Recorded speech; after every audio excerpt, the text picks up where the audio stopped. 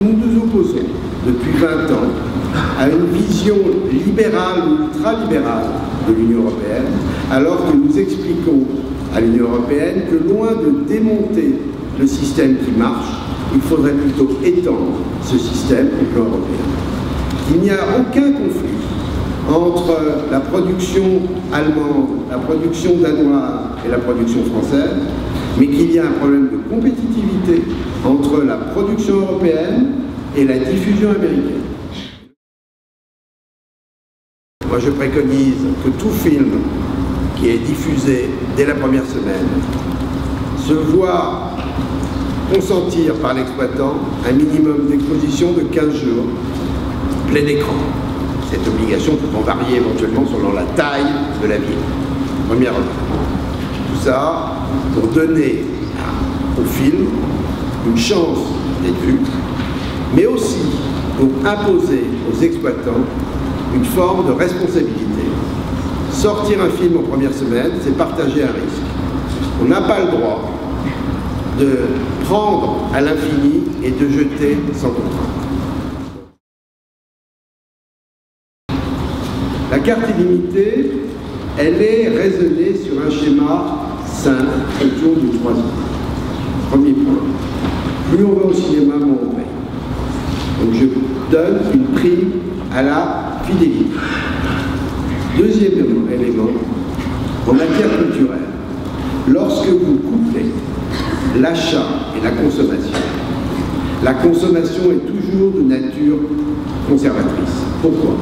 Parce que quand on dépense, on veut sécuriser cette dépense.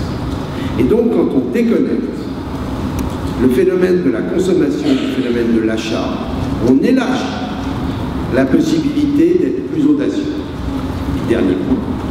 Lorsqu'on est dans une logique illimitée, dans une perception fausse que le cinéma coûte 10 €, à partir d'un abonnement à 20 €, à la troisième séance, c'est gratuit.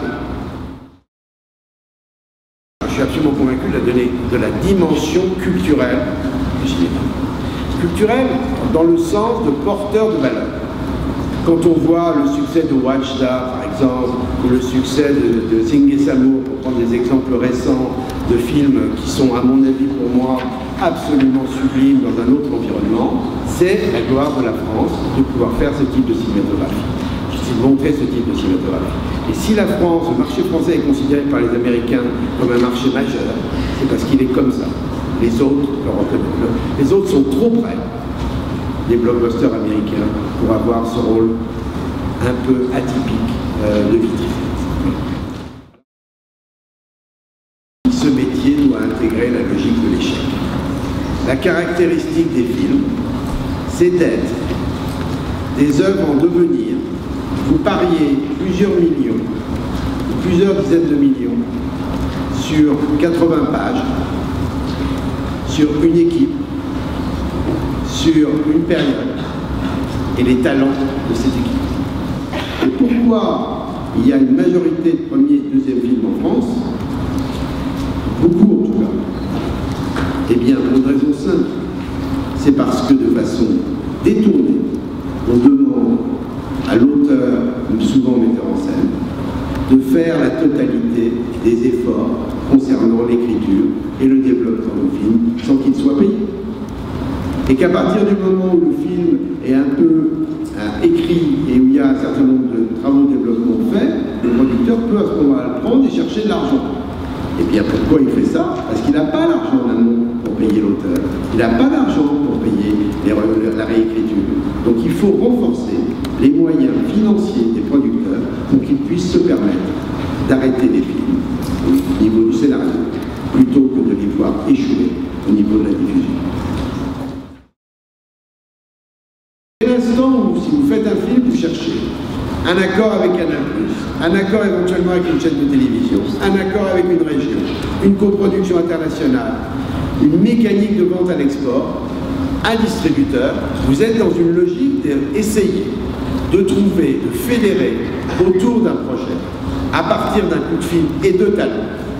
À partir de ces éléments, vous essayez de fédérer des gens sur une idée que vous considérez comme une bonne idée.